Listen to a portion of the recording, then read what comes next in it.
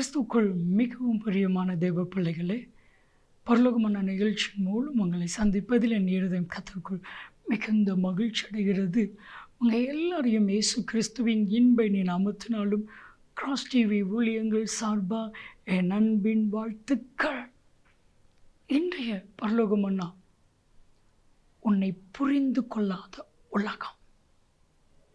என் அன்பு தெய்வ பிள்ளைகளே, இன்னைக்கு உங்களை அந்த உலகம் புரிந்து கொள்ளணும் அப்படிங்கிறத நீங்கள் எதிர்பார்த்தீங்கன்னா நீங்கள் ஏமாந்து போவீங்க. உங்களை புரிந்து கொண்ட ஒருவர் உண்டு, அவர் ஆண்டவராகிய இயேசு கிறிஸ்து. யாருமே என்னை புரியலையே, என் மனசை யாருக்குமே தெரியலையே, இன்னைக்கு உங்களை வேதனைப்படுத்துவது தான் உலகம்.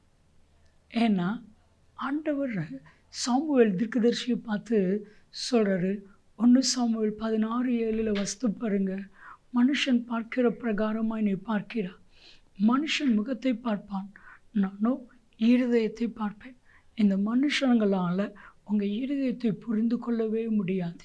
உங்கள் இருதயத்தை புரிந்து கொண்ட ஒருவர் உண்டு, அவர் இயேசு கிறிஸ்து. அவரிடத்தில் உங்கள் இருதயத்தின் பாரத்தை எல்லாம் ஊற்றி விடுங்க. ஒரு காரியம் புரிந்துக்கோங்க, உலகம் உங்களை புரியணுமா, ஆண்டவர் உங்களை புரியணுமா? ஆண்டவர் உங்களை புரிந்து கொண்டாலே போதும்.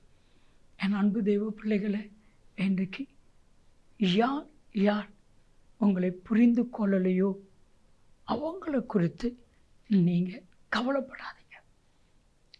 ஒரு நாள் ஒரு சகோதரி என்கிட்ட ஜெபிக்கிறதுக்காக வந்தாங்க.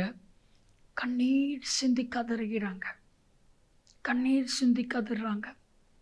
என்னன்னு கேட்டால், என் கணவர் என்னை புரிந்து கொள்ளலை, எங்கள் அப்பா அம்மா என்னை புரிந்து கொள்ளலை, அப்போ ஏன் நான் வாழணும்? நான் சொன்னேன், ஏசு அவர் உங்களை புரிந்திருக்கிறார். மனுஷன் பார்க்குற பிரகாரமாய் கற்று பார்க்கறது இல்லை, ஆண்டவர் உங்களை புரிந்து கொண்டால் போதும்.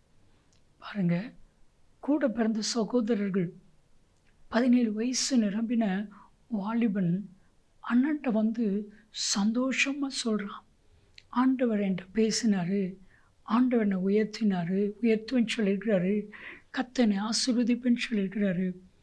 அப்போது இதை கேட்ட அண்ணமார், அப்படியா, நீ நல்லா இருந்தா சந்தோஷம் அப்படின்னு சொல்கிறதுக்கு பதிலாக அவனை யோசிப்ப அண்ணமார் யாரும் புரிந்து கொள்ளலை. அவனை குழியில் தூக்கி போட்டாங்க, அவனை விற்று போட்டாங்க. ஆனால் அவனை புரிந்த தேவன் ஆதியாகமம் 41:41 தேசம் முழுமைக்கும் அதிகாரியாய் மாற்றினான். நாள் ஒன்று வந்தது, யோசேப்பை அவருடைய சகோதரர்கள் புரிந்து கொண்டார்கள். இன்னைக்கு கர்த்தர் யோசேப்பை தேசத்தில் அதிகாரியாக வைத்திருக்கிறதை பார்க்கும் பொழுது தான் புரிந்து கொண்டார்கள். இப்போ உலகம் உங்களை புரியாது, ஆனால் ஆண்டவர் சொன்ன வாக்கு தத்தங்கள் உங்கள் வாழ்க்கையில் நிறைவேறும் பொழுது உங்களை புரிந்து கொள்ளுவார்கள். என் அன்பு தெய்வ பிள்ளைகளை, தானியலை அவன் கூட ஒர்க் பண்ணுறவங்க யாரும் புரிந்து கொள்ளலை. இவன் ஜெபம் பண்ணுறான், இவனை ஈஸியாக நம்ம அழிச்சிடலாம் அப்படின்னு நினச்சாங்க. தானியலை யாருமே ஒரு தெய்வ மனிதன், ஒரு பரிசுத்தவான் அப்படின்னு யாருமே புரிந்து கொள்ளலை. தானியேல் 6வது அதிகாரம் 4ஆம் வசனத்தில் தேசாதிபதிகள், ராஜ்யத்தில் விசாரணையில் இருக்கிறவர்கள் எல்லாம் தானியேல் குரோதமாக எழும்புகிறாங்க. ஆனால் சிங்கம் தானியேலை ஒன்றும் பண்ணாமல் இருந்துச்சு. ராஜா தானியேலுக்கு சாதகமாக இருக்கிறாரு. அதற்கப்புறம் புரிந்து கொண்டார்கள். அதற்கப்புறம் புரிந்து என்னது, வேஸ்ட். அந்த உலகம் உங்களை புரிந்து கொள்கிற நாள் சீக்கிரத்தில் வரும். கலங்காதிருங்கள். ஜெபிக்கலாமா? தகப்பனே, யார் என்னை புரிந்து கொண்டாலும் புரிந்து கொள்ளாவிட்டாலும் எனக்கு கவலை இல்லை. இயேசு மாத்திரம் என்னை புரிந்து கொண்டால் போதும். நீர் அப்படியே அவர்களை நடத்தும். இயேசு கிறிஸ்துவின் நாமத்தில் ஜெபிக்கிறோம் ஜீவனுள்ள பிதாவே, ஆமென். அவர் உங்களை புரிந்து கொண்டவர். நன்மையும் கிருபையும் ஆசீர்வாதங்களும் நிச்சயமாக உங்களை தொடரும்.